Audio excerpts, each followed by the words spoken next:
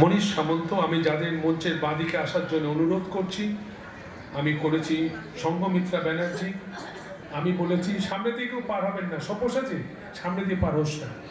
সঙ্ঘমিত্রা ব্যানার্জি, আমি বলেছি শ্যামল কুমার চক্রবর্তী, স্বাগতা দাস শীল। আপনারা তৈরি থাকুন, শুরু করছি। নৃত্যানুষ্ঠান পরিচালনায় মনীষ সামন্ত।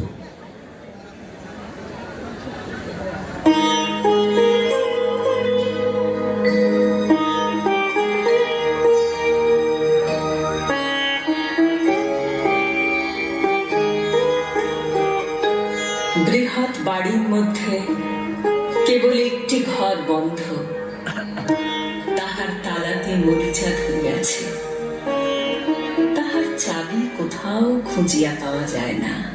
সখী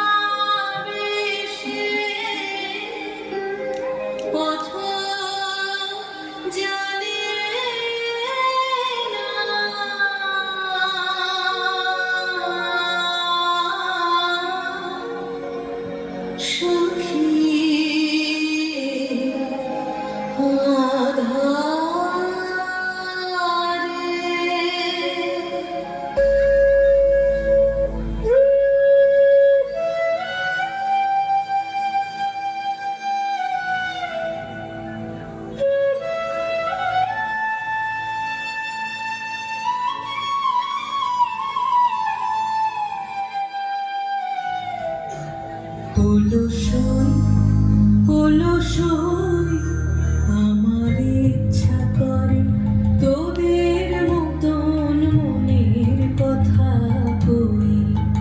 অলসই অলসই ছড়িয়ে দিয়ে পদখানি কোণে বসে কানাকানি, কভু হেসে কভু কেনে বসে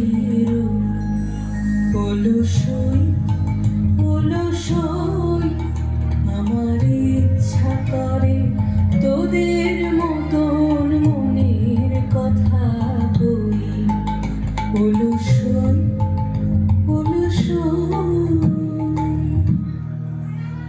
কাদম্বরী দেবী, নতুন বৌঠান। 9 বছর বয়সে যখন ঠাকুর বাড়ির বউ হয়ে এলেন, তখন রবীন্দ্রনাথের বয়স 7। সেই 7 থেকে 24, শৈশব কৈশোর তারুণ্যের 17টা বছর দুজনে বাঁধা ছিলেন এক তারে, অবিচ্ছেদ্য সখ্যে।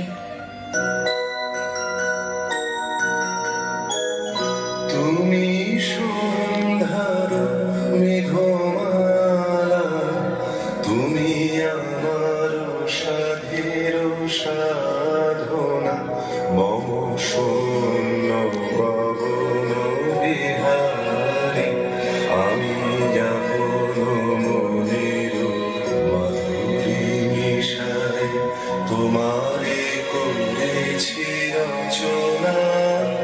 তুমি আমারি মম অসীম গগন বিহারী, তুমি সন্ধ্যার মেঘমালা, তুমি আমার সাধের সাধনা। মম হৃদয়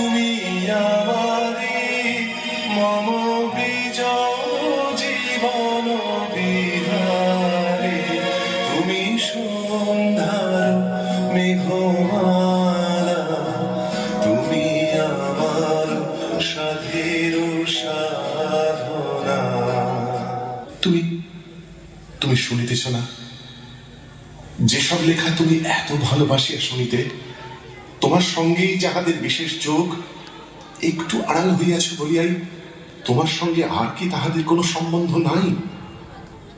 তুমি কি আর এক দেশে আর এক নতুন কবির কবিতা শুনিতেছ?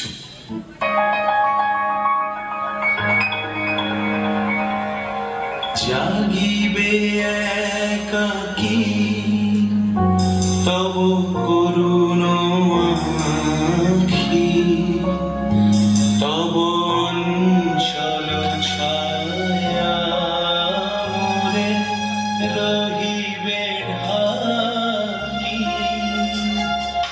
মম দুঃখ বেদনা মম সপন তুমি করিবে সৌরভে